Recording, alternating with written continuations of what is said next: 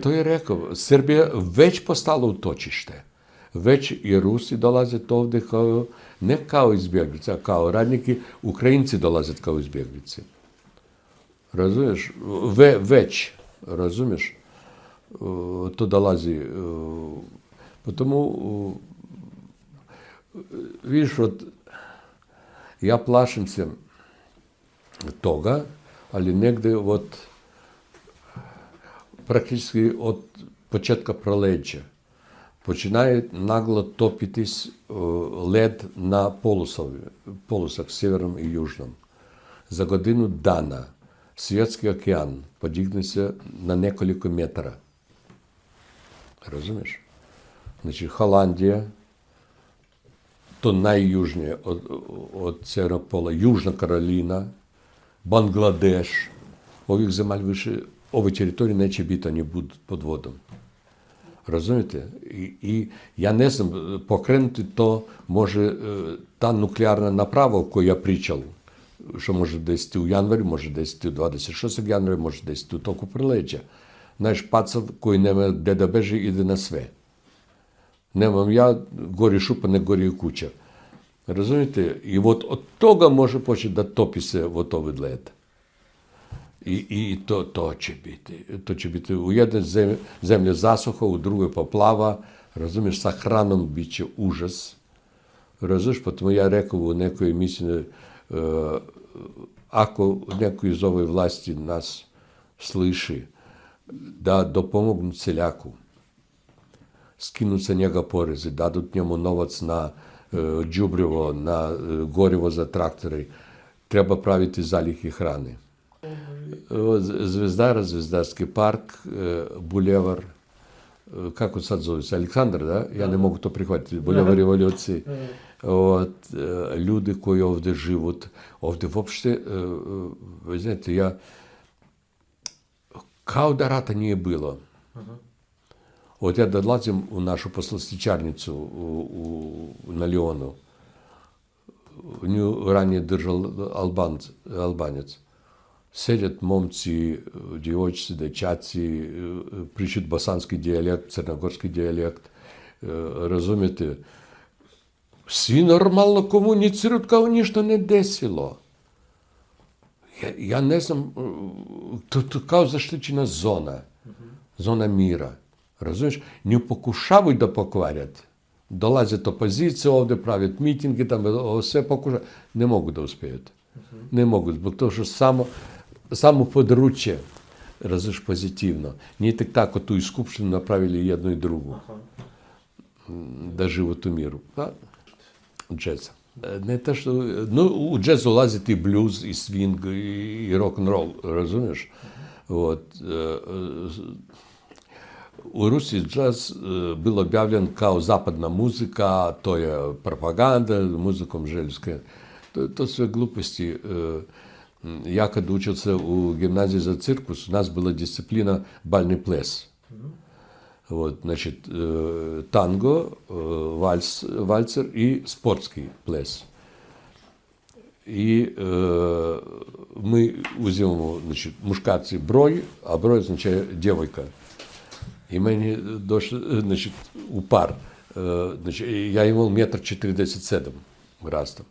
Дошла дівчинка на голову вече від мене антипод, значить, лежала на леджима і ногами вертіла там, знаєш, а то я не треба да бацам рок-н-рол. Я не кажу, давай оваку, я водим, ти мене бацаш. Ну, каже, добре. Ми добили петицію. І після, коли радили концерти, зарадим новод за гімназію, нас ставили kao тачку. Странно, kao клоунska тачка. Вот так. И я джаз волим. Вот у Руси многие джазмени, koji починили то, они были мои приятели лични. Razumiješ? Вот, ja ne znam da li to uđe u program. Došao kod mene jedan čovjek, ja ne pričam njegovo ime, on bil jedan od najboljih jazz saksofonistov u to vrijeme. I kaže, Lave, ne mogu, pijem kao prokleti, razumiješ? ne mogu da zaustavim se, ženu izgubil, decu izgubil, razumiješ, svi mene ostavili, prijatelji samo ovi alkoholičari sa plavim licama. Da li možeš meni da dopomogu? Ja kažem, ne, ako ti hoćeš, mogu.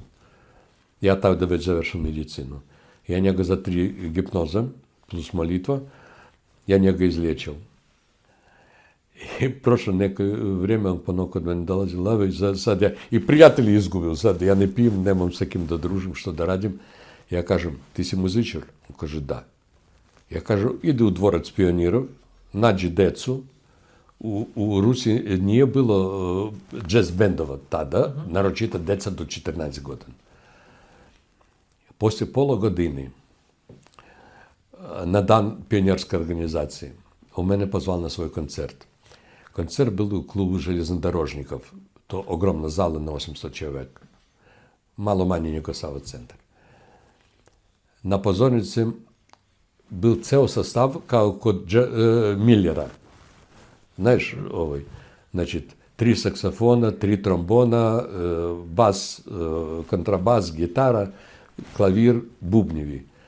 Na bubnjak sedjel momak od 8 godina. Oni svirali sav program Millera. 2 sata i 15 minuta sa pauzom.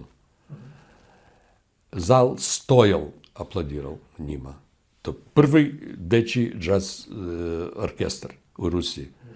I kad on dobio aplauz, cvjetči i kaže, a sada ja bih htio da deo aplauza poklonim čovjeku koji je bil krivac što ovo jazz. I kaže, Lave, ustani. I ja sedim, ustani. Kaže, вот ovaj čovjek mene izvadil iz močvara alkoholja. Vi znate kako je pil, i ja dobil svoj aplauz. Ne, Gandalf to je izmišljena. Razumiješ?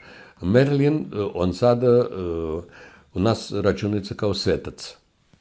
Razumiješ? Ali ako u pitanju magovi uopšte, mag profesionalac treba da zna sve. Sve drugo, to je vidovnjak, bioenergetičar, celitelj. Znači, naš telvo na nešto određeno. Даже vidovnjaci, oni dijele se da vidjet prošlost tvoju. Zbog čega u tebe počelo ovo. Razumiješ? Ali skinuti iz njegovog genetskog programa utisak tog života oni ne mogu. Razumiješ? Drugi radят da spojat ljudi. Ali to se protiv volje. Ako ovo ne želi, radят da želi. Razumiješ? Treći radят da rasturят tu vezu. Razumiješ? Ali da potpuno, znači, postaneš majstor, znači, ja ne pričam magistar, to je najveće zvanje, majstor magiji, ti treba poprvo izabereš energiju koju želiš da radiš, ili ti crni ili bijeli, ili ti vračar, ili ti čarobnjak, različni naslovi, ili ti veštica, ili ti vila. Razumiješ? I потому između profesionalov nema boljeg ili manjeg. Mi svi znamo svoj posao, jer treba da znamo i crnu magiju i bijelu magiju. Razumiješ, tu uopšte problem nema. Ali naš problem u tome što čovjek koji radi u parapsihologiji, čovjek koji radi u medicini, čovjek koji radi u pravde, znači advokat, pravnik, po svojoj zakletvi, svaki svoju zakletvu, ali po svojoj zakletvi mi moramo da svoje znanje, svoje zdravlje i svoj život dajemo drugim ljudima. Razumiješ? Ako ja želim tebi da pomognuti, kao i ljekar želi tebi da pomognuti, mi na sebe uzimamo tvoje probleme, a u nas svojih do ovdje. Razumiješ? I potom tu vrlo bitno imati zaštitu. Ti si novinar, a u novinarstvu zavisi ljubomore, zlobe koliko hoćeš. Razumiješ? Hoćeš, nećeš. Ti prema meni dobro naklonjen, ali tih, kto će gledati ovu emisiju, razumiješ, oni počnu kuneti mene, zbog to što bijeli mag ne postoji. Oni će kuneti tebe zato što ti mene pozvao. A ti nije krivi ni dužni, to je tvoj posao, razumiješ? I tu potrebno zaštita.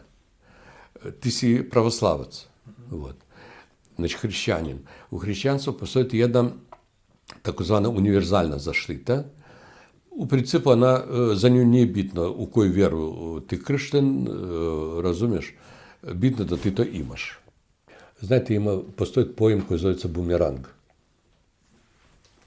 Не želi другому то, što ne želiš da urade tebi. Razumiješ? Mi svi imamo svojih neprijatelji i svi želimo da ti neprijatelji ne stanut, razumiješ? Вот ovako, kako boriti s njom bude loše, tebi bude loše. Razumiješ? Потому ja sada vam dam jedan varijant naručivanja želje. To 5. stepen bijele magije. Vrlo jak.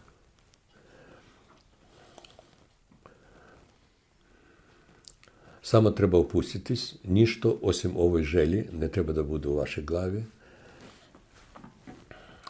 Ja želim da svaki komu padne na ime moje ime na pamet, da dobije 10 puta više od toga što on na meni misli, što on na meni govori i što on meni želi. Reč moja je jaka, snaga dobra. Amin. Sve. Razumiješ? Скаже, а що он, ako loše o tebe misli? Хто njega tera? Ne želi drugomu to što ne želiš sebi. Želiš dobro? Dobit ćeš dobro. Razumiješ? Znači, to vas ona i štiti. Ona vas upozorava kad osjećate što krenete v agresiju, da vi to ne radite. Razumijete? Bog je rekao, osvijeta će biti moja. Nije to vaše.